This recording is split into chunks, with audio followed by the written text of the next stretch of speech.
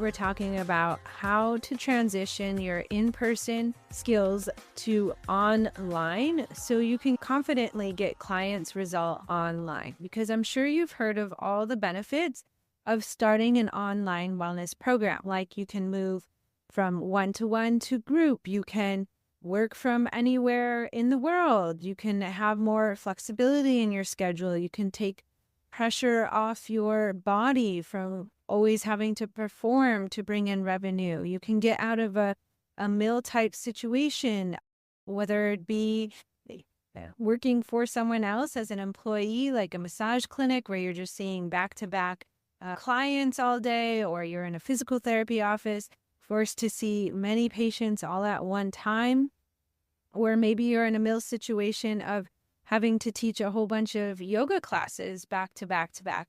Whatever the mill type situation is, you can get out of that scenario and comfortably bring in revenue and help people with their wellness from the comfort of your own home.